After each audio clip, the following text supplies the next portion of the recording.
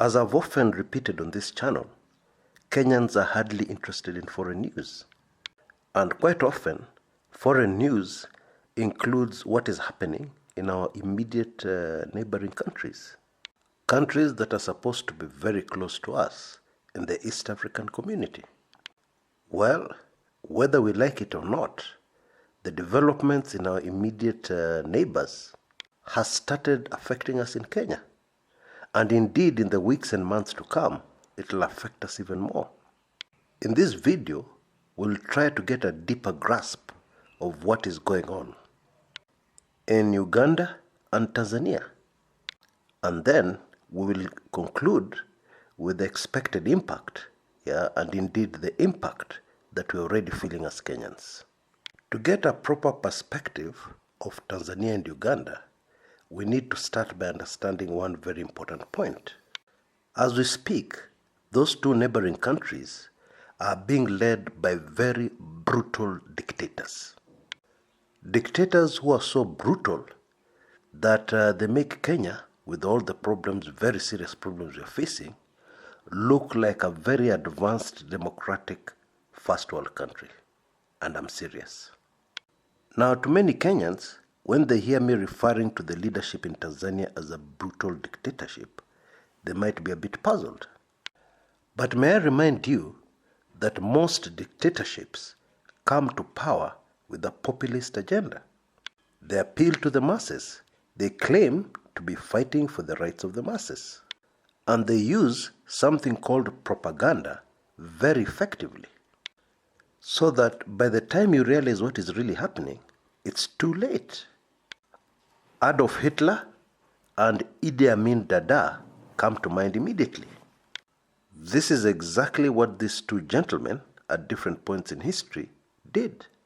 That is why, in my view, the dictatorship of Yoweri Museveni in Uganda is less dangerous, even with all the brutal things that have been going on recently. Why? Because you know what you're dealing with. The man doesn't pretend. However, you have a much more dangerous dictatorship in Tanzania, a chini ya maji operation, where people are smiling even as journalists disappear, and the cars belonging to opposition kingpins are being sprayed with bullets by persons unknown. And meanwhile, people are saying there's no corruption in Tanzania. Kenyans are very corrupt. Tanzanians are not corrupt. Well, folks, when do we change anger? Things change.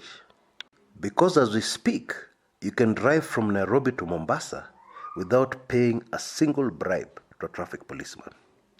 Currently in Tanzania, I challenge you to drive for 50 kilometers anywhere in the country without having to pay a bribe to a traffic policeman in Tanzania. Folks, it's easy to make careless comments which are based on history, ancient history, and you don't know what the current situation is.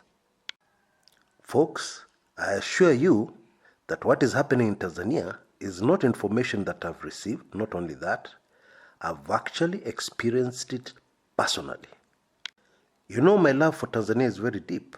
My understanding of that country is very deep. I'm a student of the late Mwalimu Julius Kambarage Nyerere. And for many years, I've often jokingly referred to myself as a Tanzanian. And I've told my fellow Kenyans that traffic policemen in Tanzania are not interested in your money. I have told them Tanzania is not a country of kitu kidogo. They are way ahead of Kenya as far as being polite, civilized, and non-corrupt. Well, not anymore, folks. Not anymore. Now, a quick overview of Uganda. I think the best illustration of the exact position of that country is to consider the following. When President Yoweri Museveni came into power, the main opposition leader right now, or the most visible political face for change, a man known as Bobi Wine, was only 3 years old. Alikuwa bado anatumia napkin. Now, for the sake of our young audience, That's what people used to use before the current Pampers. The long and short of what I'm trying to say is that Bobi Wine was completing his toilet training when Yoweri Museveni was coming to power. Bwana Museveni has been in power longer even than our own Daniel Toroitich Arap Moi, who ruled for only 24 years. The man has been in power for over 33 years. Now, to be fair to Museveni, he is human. And when a man is in power for too long, and the man came into power to save a country from chaos, it is very easy for one to confuse themselves with God Almighty and to even start believing their own propaganda. Museveni is convinced that without him, Uganda cannot run. Without him, Uganda will sink back into the chaos that he found and sorted out. Now we're going to take a deeper look into Tanzania and Uganda and how it affects us directly immediately after the brief message that's coming up. I assure you it's going to be super fascinating and you don't want to miss it. See you in a bit.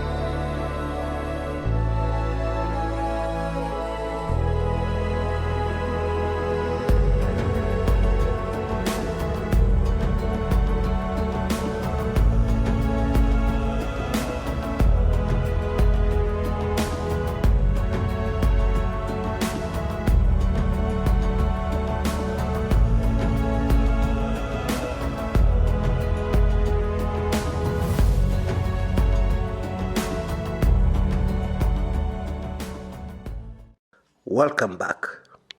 Now today I'm going to tell you a lot of things you do not know about Tanzania. And let's start with the stuff that is very relevant to Kenyans.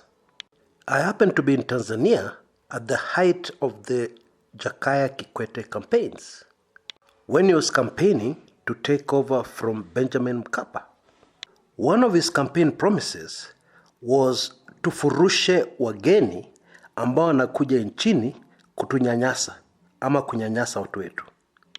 Now obviously, this is very powerful vote-getting rhetoric, because it gels with Tanzanians, many of them who are unemployed, others who are employed and are paid a pittance in comparison to foreigners who come into the country and get a job. So it was hardly surprising that the current president, Dr. John Pombe Magufuli, used exactly the same rhetoric as he was campaigning. The difference is that when Kikwete came to power, he had to face reality, and therefore he played a balancing act. Yes, it's a genuine concern that some jobs are held by foreigners that could easily be done by local Tanzanians. However, one has to be careful not to send jitters to foreign investors. Foreign investors who are so vital to the Tanzanian economy. Now, one of the largest foreign investors in Tanzania, I believe they're in the top 3, is a country called Kenya. Now, when Kikwete was being cheered on, and Magufuli were being cheered on as they were giving the speech about getting rid of foreigners in the country, the people cheering were not thinking of some Zungu from some far-off foreign land. No way. What they had in mind were Kenyans. People are supposed to be their brothers, their neighbors just across the border. Indeed, one of their biggest supporters, as far as the economy is concerned. The largest investor on the continent of Africa in Tanzania. Kenyan investments in Tanzania are higher than even South Africa. But sample this. 2 foreigners apply for work permit, One is a white South African, very white, former Boer, or Boer from South Africa. The other is a black African Kenyan. The South African will get their work permit approved in record time. The Kenyan, this work permit issue, or work permit as the Tanzanians call it, has come to the forefront with a recent very fascinating case. Vodacom Tanzania appointed a new managing director, a Kenyan. Her name is Sylvia Mlinge. Now Sylvia is a miracle worker, okay? And that's the reason why she has risen quickly up the ranks to the position of Director of Consumer Business for Safaricom Kenya. This lady has a gift, a talent, for spotting industry trends very early, and then spearheading the use of that information to create a customer segmentation that just makes Safaricom revenues shoot up. Now, what that means in English or non-marketing jargon is that the lady has a knack for identifying opportunities on behalf of our employer. Now, Vodacom Tanzania, are the market leaders. However, they don't dominate the Tanzanian market. Indeed, the company has lost many golden opportunities to do exactly that. In other words, the company can be best described as a struggling market leader. There are other companies like Tigo, which are coming up very fast, gaining and stealing away market share from the market leader. The truth is, Vodacom has been looking for a CEO for a long time. Somebody who will be effective in reversing the current trend, the current situation. Now, one of the biggest problems foreign investors have always had in Tanzania is the problem of language and understanding the country. Now, of course, Sylvia Mlinge comes with an advantage. She's a Kenyan. Swahili is not a problem. And even if she doesn't understand the country very well, she'll be able to settle in very quickly. So after the appointment, Sylvia Mlinge applies for the work permit on May 23rd this year. 3 months later, she's still waiting. Now in the interim, a bunch of work permits were released, and even the press talked about them. And indeed, a section of the media indicated, or they said, that Sylvia Mlinge's work permit had been rejected. The government declined to approve it. Hakuna Mtanzania anaweza fanya hii kazi jameni. Now, this is exactly the point. This illustrates a very huge point here that I want all of us to grasp. And it is this.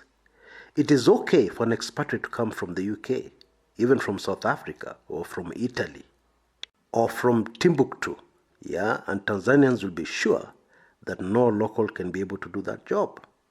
However, if that expatriate is coming from neighbouring Kenya,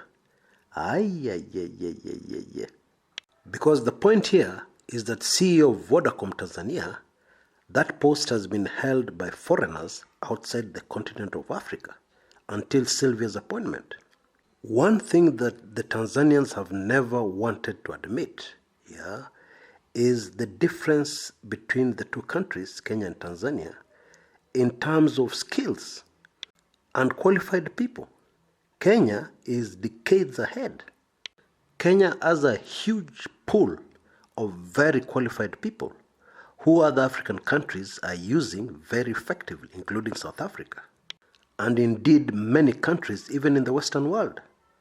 Other countries are using Kenyan skills in order to enhance their own internal development.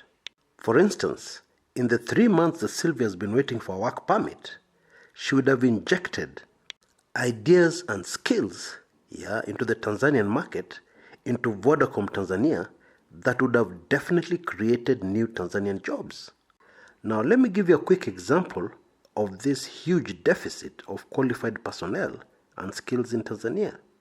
The country recently purchased a brand new Boeing Dreamliner for the ailing Air Tanzania, and quite rightly so, they made a huge fuss of it.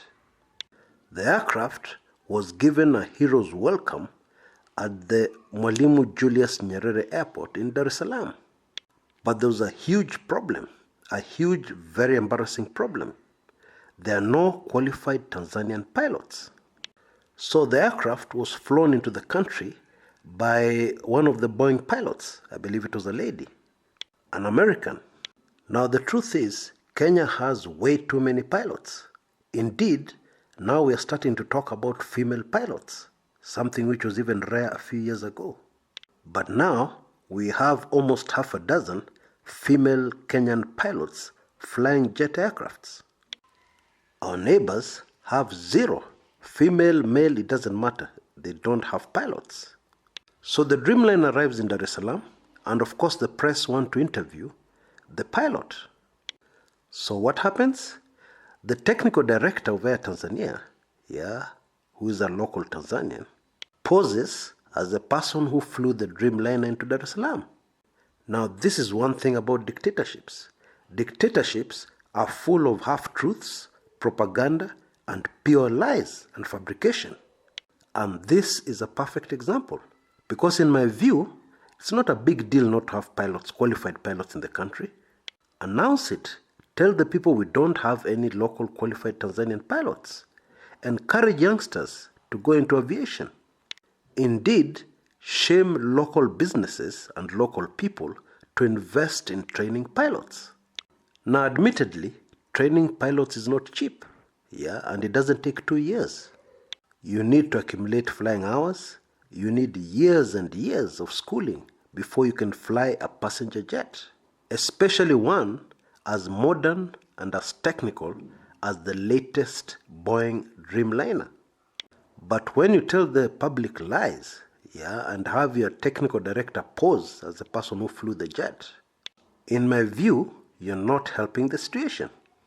Now there's a YouTuber known as Tobias Marandu. He has been creating his YouTube videos, exposing the dictatorial tendencies of the Magufuli government. Now this is a Tanzanian I have great respect for, a man who is fighting for a better Tanzania. Now the first thing you'll notice about his videos, the videos he does, if you go over to his channel, is the fact that they're very, very well researched. Indeed, some of his videos have really challenged me. Ndugu Marandu is doing something that will definitely stand the test of time. Now this guy is doing his work from outside Tanzania, but still he fears for his life. Many fear for his life. In a country where journalists have mysteriously vanished into thin air, journalists who are criticizing the government, journalists who are criticizing the dictatorial tendencies of John Pombe Magufuli, Marandu has reason to fear for his life, even when he's very, very far away from Tanzania. He has done an excellent job exposing the draconian dictatorial regime of John Pombe Magufuli. Now, if you take a close look at Bwana Marandu's YouTube channel, you'll notice a few very negative comments. Some of these comments are, of course, from the Tanzanian Intelligence Service, Usalama wa Taifa. Now, any dictatorial regime normally relies very heavily on the country's intelligence service, to get things done, to push their draconian dictatorial policies. And these negative comments on Marandu's YouTube channel can give somebody the wrong impression, somebody who doesn't really understand what's going on inside Tanzania. The truth is, there's a lot of suffering in Tanzania at the moment.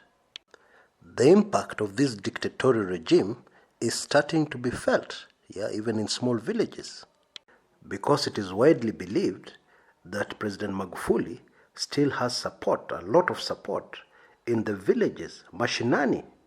This point of Magufuli losing support even in small villages was driven home to me very dramatically recently when I met a Tanzanian economic refugee. Now this man comes from a small fishing island off Mwanza. Mwanza is in Tanzania. And this man hails from an island village on Lake Victoria, on the Tanzanian side. This village has always relied very heavily on fishing for the livelihood of the inhabitants. The draconian Dar es Salaam regime has imposed restrictions on fishing that has affected this village in a very devastating way. So much so that this young man had no alternative but to try and seek greener pastures very far away from his village. Not even greener pastures, just to find some way of having a livelihood, surviving somehow. Now, creating restrictions on a lake that is owned by two other countries doesn't make sense to me. It does not make any long-term sense to me, but I could be wrong because I'm not an expert. But even worse, let's assume that it's true, this will help Tanzania, restrictions on fishing at the moment. Even then, when you pass such draconian new rules and you don't give the people an alternative, you don't have any alternative for people who have been relying on this for centuries, then in my view, you have lost the plot. Whatever good you're targeting will be lost. Indeed, it will be drowned in the cries of the people, cries of anguish and suffering. And there's a lot of that going on in Tanzania at the moment. Now, Marandu, in one of his recent videos, gives a very compelling reason, the real reason, for these restrictions on fishing. He claims it is for the personal benefit, the personal profit of President Magufuli, who has personal plans, for the fish on that particular region. Now, Marandu backs up this claim with a lot of information. And if he's right, it will hardly be surprising, because those are the hallmarks of a dictator anywhere in the world. So already you can see what is happening in our neighboring country is already impacting on us. Economic refugees have begun to trickle into Kenya. And these numbers predictably should grow larger and larger in the months and years to come. And as this is happening, Kenyans just can't get work permits in Tanzania. So whether Kenyans like it or not, whether Kenyans are aware of it or not, we've been roped into the policies of John Magufuli, the consequences of which will continue to impact on our country more and more. In fact, the impact on Kenya is set to rapidly grow and increase even in the months to come.